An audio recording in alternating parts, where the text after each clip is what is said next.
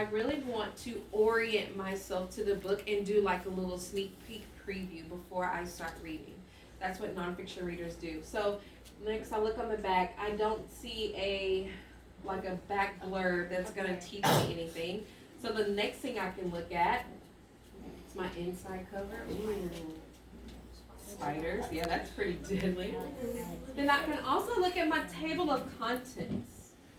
So I'm really looking at my table of contents and I'm orienting myself to my book and thinking about, what is the author going to teach me today? So I see deadly surprises. Maybe he's going to teach me about animals that are surprisingly deadly. I see mighty hunters. I'm wondering if he's going to teach me animals that hunt that are deadly. That's what I'm thinking. All right, so turn and talk to your partner. What do you think these other chapters are going to teach you? So turn and talk to your partner. The author is going to teach me. I think all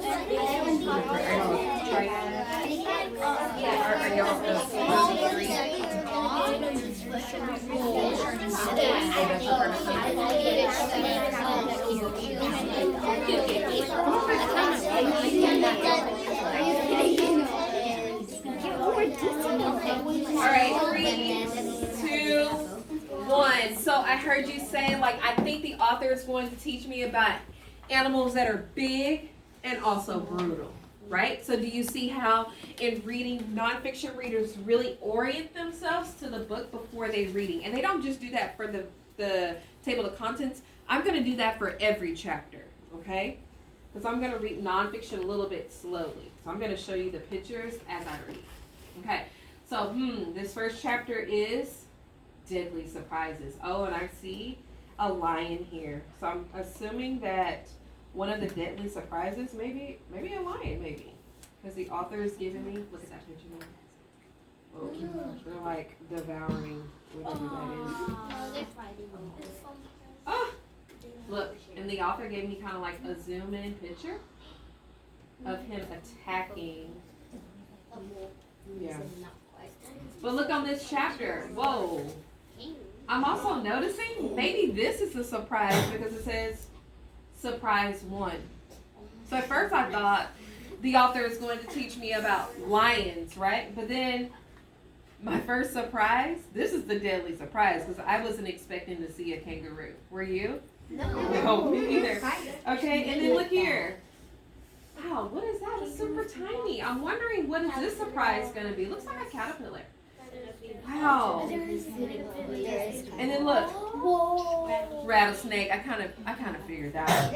Okay, so do you see what I'm doing? As I'm reading, before I even read, I'm going to preview the chapter or orient myself to the chapter so that I know what the author is going to teach me. Okay, so watch me as I read.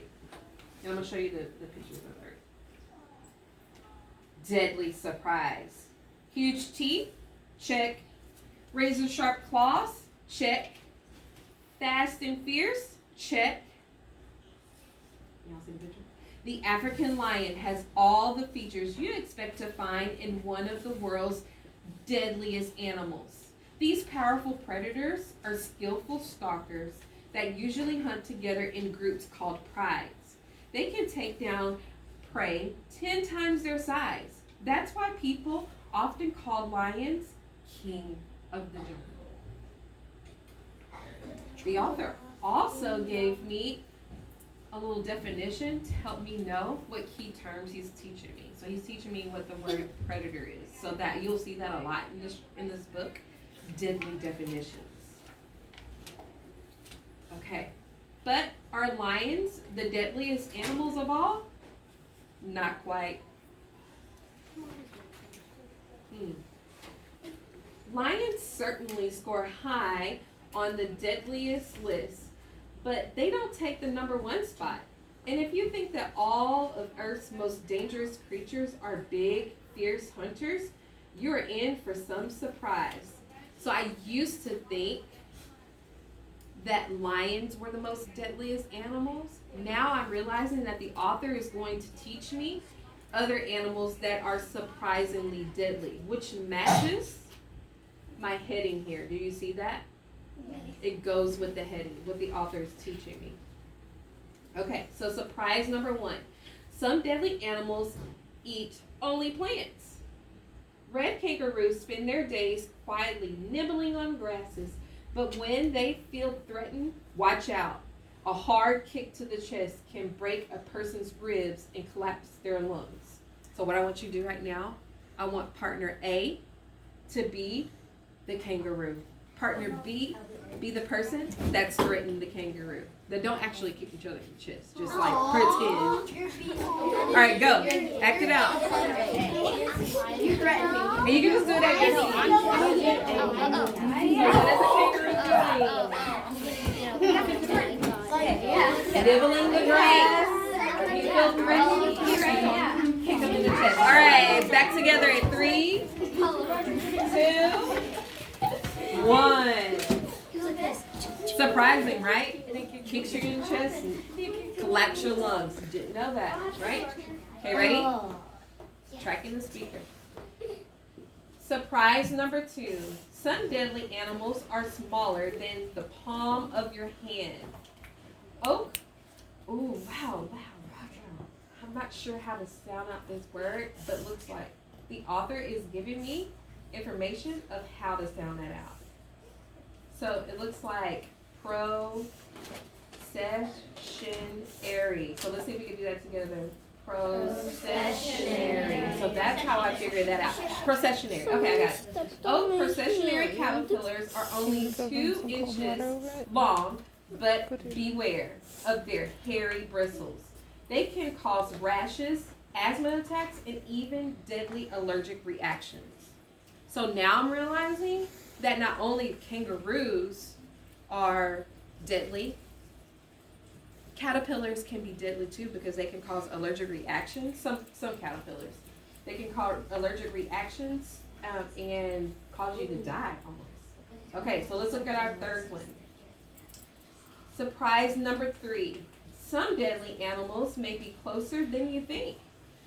Rattlesnakes live throughout the United States, and they bite about 8,000 people each year. Even though rattlesnake's venom is deadly, most people get treated quickly and survive.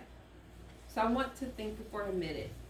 If I were to do my main idea here of this whole chapter, I have to think about not only the topic, but I have to turn that topic into a sentence. So I would say some animals are surprisingly deadly. Here are my details. For example, the kangaroo can kick a person so hard if they're threatened that it can make their chest collapse. So that's my detail. My other detail would be that the caterpillar has bristles that causes reactions and asthma attacks that could be deadly. My third detail is that rattlesnakes have very deadly venom. So do you see how I did that, readers? I told my main idea in my palm and then all my details here. All right, let's read our next chapter. Mighty hunters. Now I'm going to think about, remember I have to orient myself to the book. So I'm going to look at my pictures. I'm noticing that the author gave me a subheading.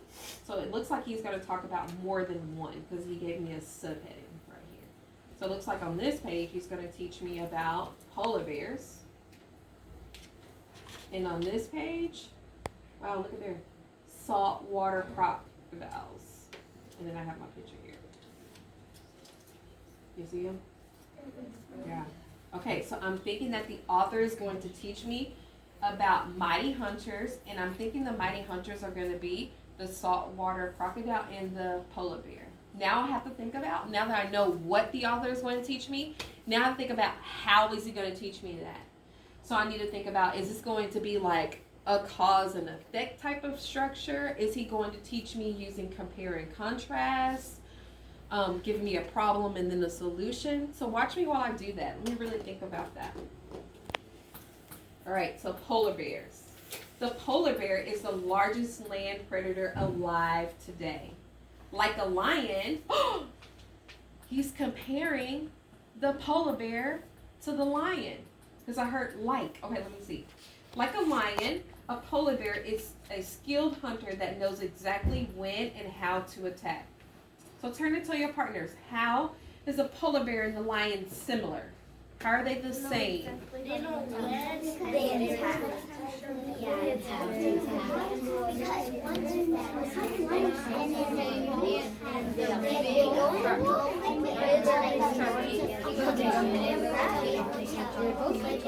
All right, 3, 2, 1. So I heard you say that they are both skilled hunters and they both know when and how to attack. So the author gave us that information right there.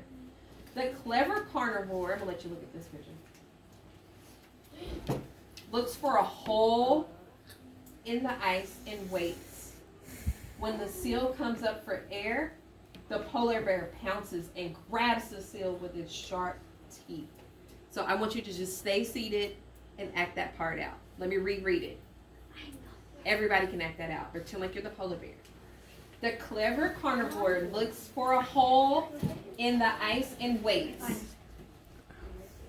When the seal comes up for air, the polar bear pounces and grabs the seal with its sharp teeth.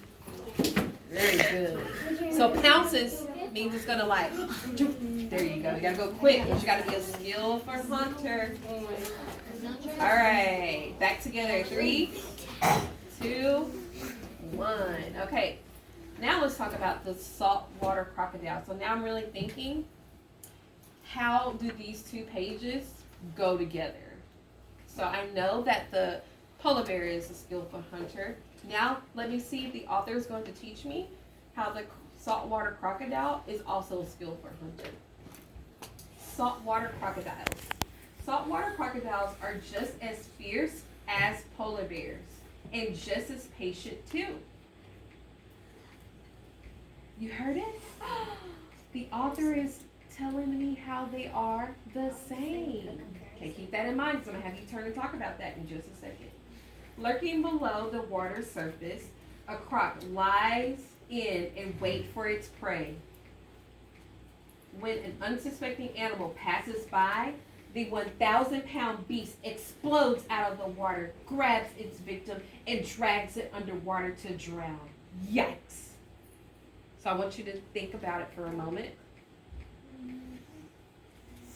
What organizational structure did the author use to teach you about saltwater crocodiles? How did he teach you about it? Did he use compare and contrast?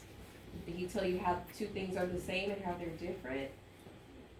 Did he give you a main idea with some important details? He could have given you more than one. Did he tell you a cause and then the effect of the cause? Turn and talk to your partner. What do you think? So you're thinking they're comparing two things? Are they the same?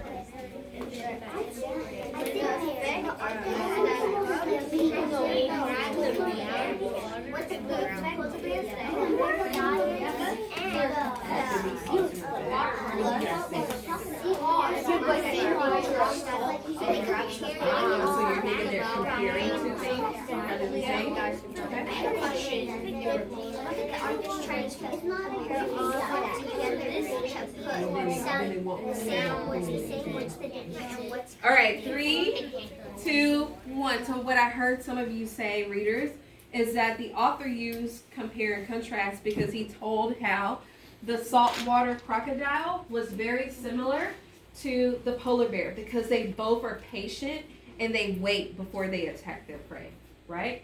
And then I heard someone else say that they wait until an animal passes by and then they grab. So when the animal passes by, then they decide to go and take them and put them underground, which is causing them to drown and to die. And that's how they kill their prey, which is kind of like cause and effect. Okay, so here's what I want us to do.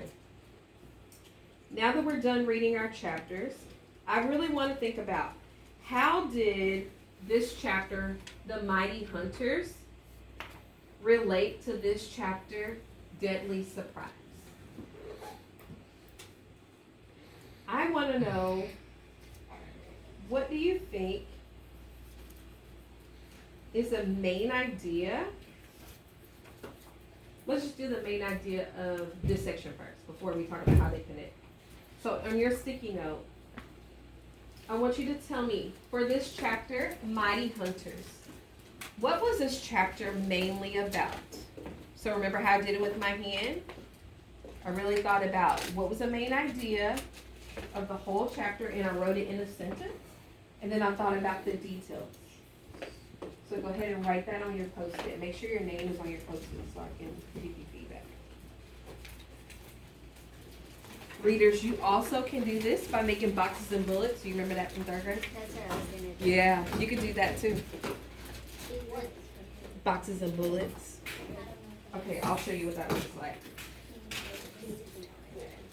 So do you remember this from 3rd grade? No. Will you make the box? Okay. Well, here's one thing you can do. You can make a box and write your main idea in the box, and the details could be the bullets. It's up to you, however you want to do it.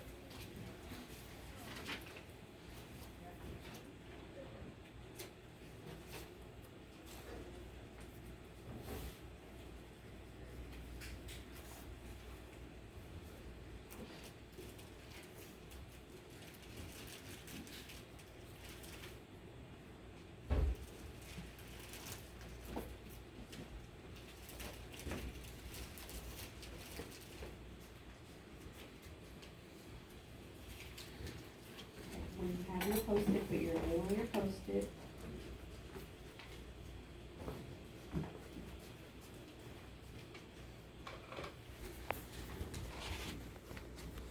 I'll give you one more minute, and you're going to turn and teach your partner what is the main idea of this section with the details, and what details support that idea.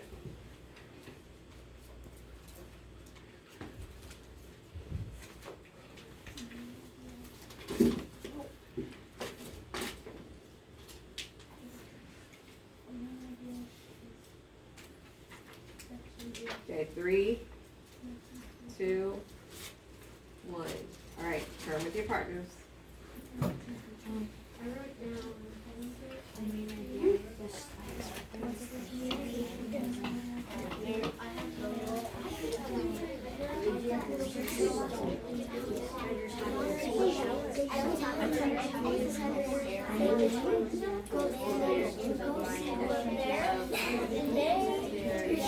So I think it's because they're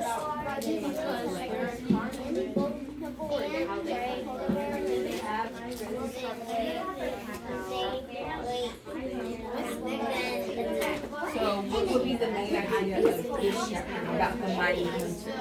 What do you think?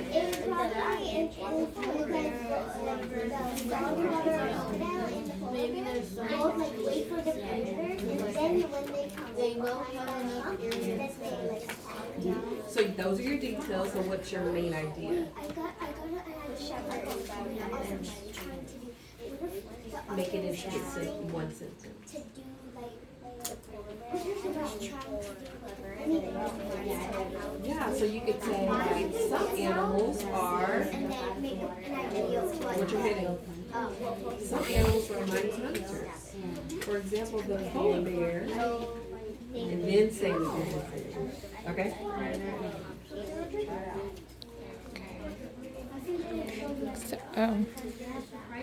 Okay, now that you've talked with your partners for a little bit, if you want to revise your main idea, you can do so now. Okay? So if you want to keep it the way you have it, that's fine. So remember, readers, when we are reading nonfiction text, we want to, number one, we want to orient ourselves to the text. We really want to look at the pictures, look at the headings, and think about what is the author going to teach me. Then as you read, you need to stop and really think about what is the main idea, and also how is he teaching me the main idea? How is it organized? Okay? All right, you guys did an excellent job today. I'm going to collect your Post-its so that Ms. Darazon and I can talk about them later, okay? Is it okay if we just finish? Yeah, it's okay if you finish. Fine.